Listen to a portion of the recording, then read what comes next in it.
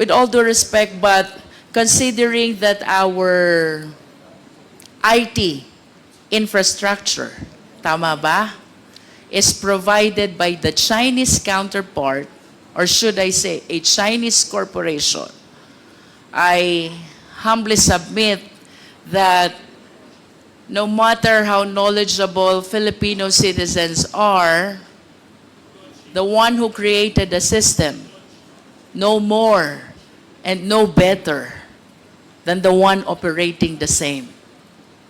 As a general statement, do you agree? No, ma'am. Ibig sabihin mo, you're the one using the system of China, mas marami kang alam kesa nag-create ng system? No, ma'am. As I've said, This is a based- general statement, NGCP. It is not my intention to undermine the technical know-how of people from the NGCP, but logically speaking, ang sabi, the creature cannot become higher than its creator. I believe that the one who created knows more and knows better about the system than the one using the system. Do you agree? I disagree, ma'am. Say for example, bawa, meron akong laptop, computer. It's made in the US or in China. That does not mean the manufacturer can remotely use my device. Kung analogy po, ma'am, ang pinag-uusapan.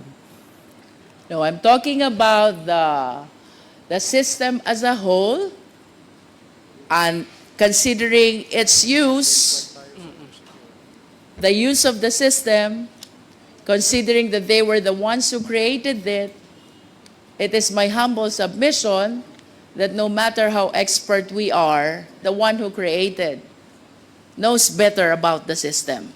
That is a manifestation. We respect your position.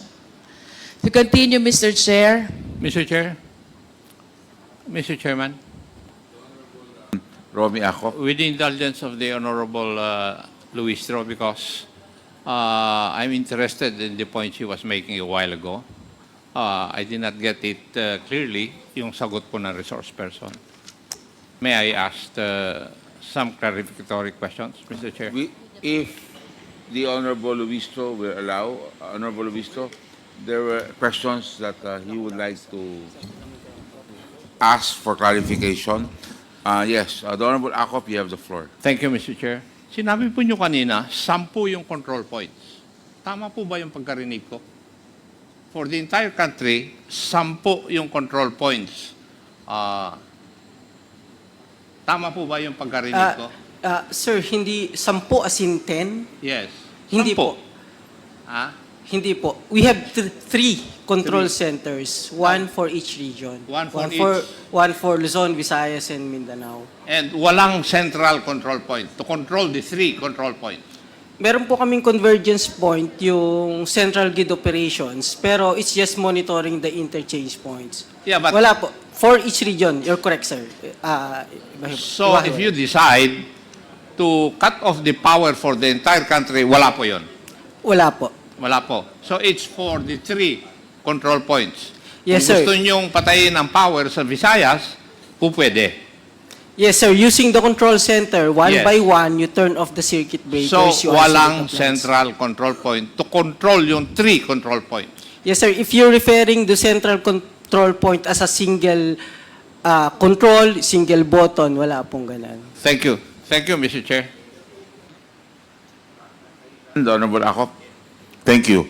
So, the Honorable Jinky Luistro, you still have the floor. Mr. Chair, just a interjection. With the indulgence of Congresswoman Yes, Luistro, yes, agreed. na medyo nakiliti lang ako dun sa tanong ni Congressman Acop. If I may ask, this is a technical question. Kasi kanina ang sagot, walang central control system, no, to turn off, let's say, the whole power system of the country, correct?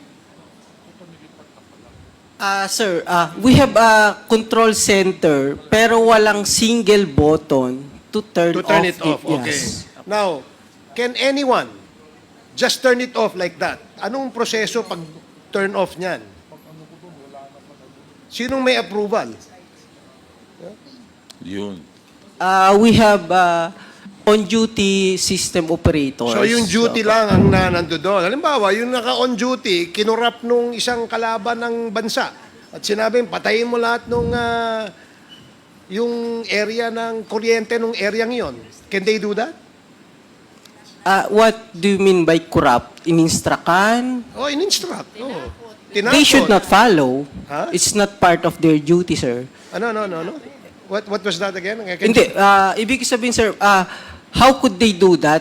Why would they follow the instruction of other people No, from other countries? in simple analogy, ganito lang yan. Ano.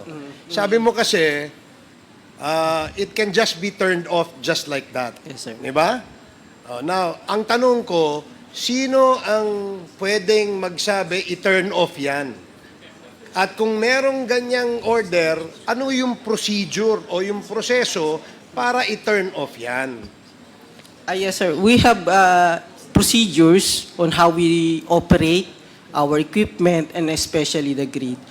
May mga responsibility po yung system operator as outlined dyan sa Hindi. Philippine Grid Code, and then meron kaming mga internal procedures. Okay, ganito na lang, para doon sa mga nanonood, no? Halimbawa, kaya nga binigyan kita example Sabi mo yung duty, ano yun? Ang sabi mo? What did you say? The Yung duty? system operator on duty, meron po Okay, kaming system dispatcher na operator tinatawag. on duty.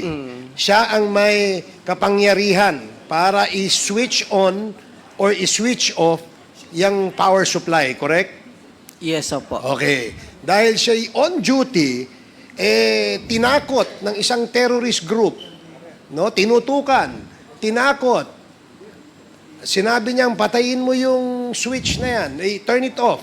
Can they do that? Hypothetical po, kung halimbawang nasakop nga, nandun siya sa control center, that's possible. Kasi ma-operate niya manually. Ano nga yung procedure pag turn off?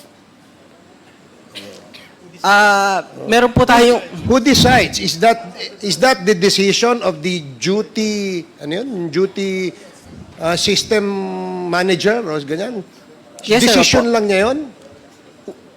It's a decision based on established procedures po. May guidelines po tayo. May established procedure pala Ano nga yung procedure? Ano yung procedure? Kung halimbawa po, merong maintenance, pwede niyang patayin yon. May emergency, may risk sa life, sa equipment, pwede niya pong patayin. I raised a hypothetical scenario na terrorist group came into that place. Tinakot yung operator. Sabi, patayin mo yung kaya niyang gawin yon. Kaya niya po. So yun ang tinatanong namin. Yeah, if it's possible, so ibig he can do sabihin, the power to switch it on or switch it off ay nasa isang tao lang doon sa duty manager. Not necessarily isang tao, isang team. Usually po, 3 tao yung naka-duty. Isa, dalawa, tatlo. Ibig sabihin, nasa kamay lang nila ang desisyon. So, walang security feature. Wala man lamang safety measure or security measure to prevent that hypothetical scenario from happening. Is that correct? Sir, yung details po, pwede naman namin i-discuss kasi kung sabi nyo nga, security yung involved. Pero public po kasi baka po hindi namin basta-basta ma-disclose yung process nung... Sige, Apo. let's not go into the details. Yun lang gusto namin malaman. Kung may nasa kamay lang ng isa, dalawa, 3 tao pala, pwede nang i-switch yun Yes, sir. Alam mo, very critical yung issue that we are discussing here because one, bukod dun sa issue that Congressman Dan Fernandez raised and the chair raised, the question that actually needs answers is who controls NGCP? Is it the Filipino or the Chinese? Based on documents, sinasabi na Chinese kasi sila yung kaya nga we're digging deeper. That's why we're asking questions. Now you're telling us na yung meron palang power to switch it on or off is only in the hands of one or a few. Therefore, masyadong vulnerable yung sistemang yan. But I will ask that question later and elaborate on that, Mr. Chair. Thank you, Congresswoman Jinky Luistro and Mr. Chair.